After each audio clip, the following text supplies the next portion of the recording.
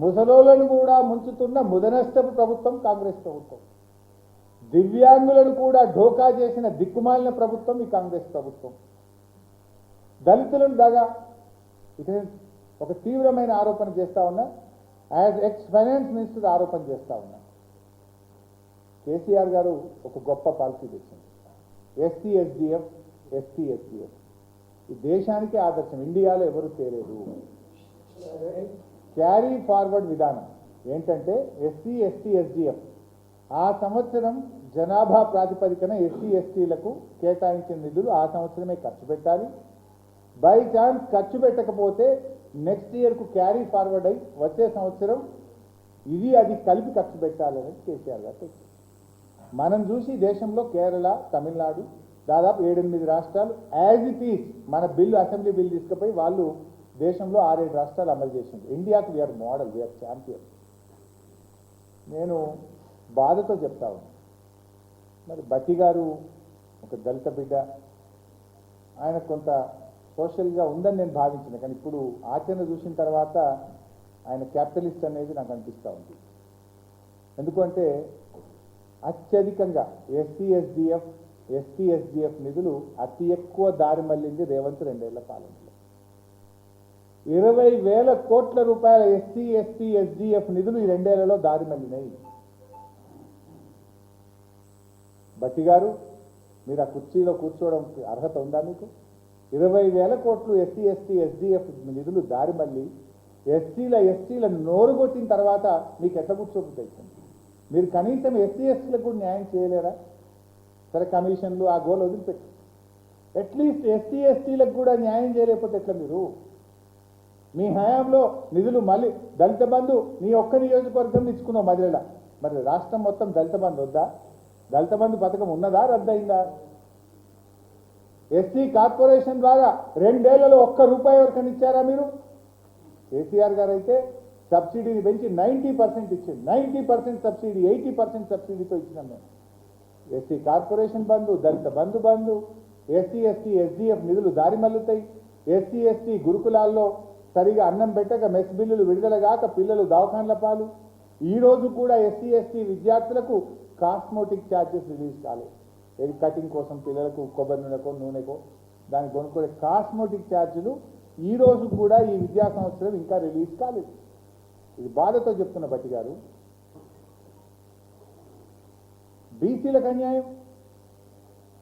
అరే, SC overseas scholarship, Ambedkar overseas scholarship డబ్బులు విడుదలైతలేవు. కేసీఆర్ గారు దేశంలో ఎక్కడ లేని పథకం పెట్టింది, అది బంద్ అయిపోయింది. బీసీలకు కామారెడ్డి డిక్లరేషన్ అంటివి, ఈ సంవత్సరానికి 20,000 కోట్లు బడ్జెట్లో పెట్టా అంటివి, 42% రిజర్వేషన్ అంటివి.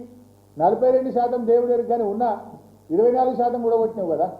17%కే బీసీ రిజర్వేషన్లను పరిమితం చేసి బీసీ బిడ్డను బలి తీసుకున్నాడు రేవంత్ రెడ్డి.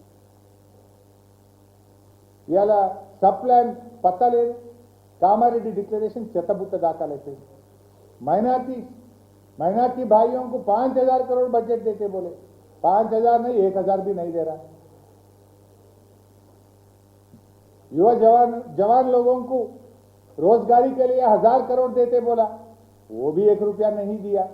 इमाम मौजूम साहब का तनख्वाह बढ़ाते बोले, वो भी 1 रुपया नहीं दिया, कुछ नहीं दिया।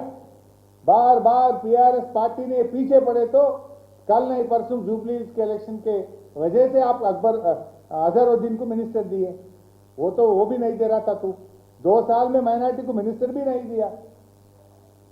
एससी को धोखा, माइनॉरिटी को धोखा, बीसी को धोखा, एसटी को धोखा, सबको धोखा दिया रेवंत रेड्डी सरकार। शादी मुबारक में 1 तोला सोना देते बोले, 1,60,000 देते बोले, वो चेक भी नहीं मिल रहा। अब बच्ची पैदा होने के बाद चेक मिल रहा आजकल। ఆటో డ్రైవర్లకు 179 మంది చనిపోయింది. 12,000 ఇస్తామని మేనిఫెస్టోలో పెట్టారు. ఇవాళ ఈ రోజుకు ఒక్క ఆటో డ్రైవర్కి కూడా సహాయం అందించక జీవితాలు ఆగమై రోడ్డు మీద పడి 179 మంది ఆటో కార్మికులు ఆత్మహత్య చేసుకున్నారు. ఇప్పటికైనా ఆటో కార్మికులకు 12,000 చెల్లించండి, చనిపోయిన వారికి 10 లక్షల ఎక్స్గ్రేషియా ఇవ్వాలని మేము ప్రభుత్వాన్ని డిమాండ్ చేస్తా ఉన్నాం. ఇక ఉద్యోగుల మీద పగబట్టిండు మాట్లాడితే మీరు బీఆర్ఎస్ వాళ్ళు అంటారట. ఉద్యోగులకు పార్టీ ఉండదు, ఏ ప్రభుత్వం ఉంటే ఆ ప్రభుత్వంతో పనిచేస్తారు. ఉపాధ్యాయ ఉద్యోగులను ఇవాళ దేశంలో 5 డిఏలు పెండింగ్ ఉన్న ఒకే రాష్ట్రం తెలంగాణ రాష్ట్రం. బీఆర్సీ ఊసే లేదు. మేనిఫెస్టోలోనేమో బీఆర్ఎస్ కంటే బాగా ఇస్తామన్నారు. 73% ఇచ్చింది బీఆర్ఎస్. నువ్వు ఒక్కటి కూడా ఇవ్వలే కదా. బీఆర్సీ లేదు, డిఏ లేవు, సరెండర్ లీవ్ పైసలు రావు, జీపీఎఫ్ పైసలు రావు, పాత బకాయిలు ఇవ్వవు. చివరికి ఉద్యోగులు కూడా రిటైర్ అయిన ఉద్యోగులు కానీ ఉద్యోగులు సెక్రటరియట్ చుట్టూ బ్రోకర్ల చుట్టూ తిరిగే పరిస్థితి వచ్చింది. కమిషన్లు ఎవరికి ఇస్తే బిల్లు వస్తుంది అని కమిషన్లు ఇచ్చి బిల్లులు పాస్ చేసుకునే పరిస్థితి ఉద్యోగులకు తెచ్చింది రేవంత్ రెడ్డి.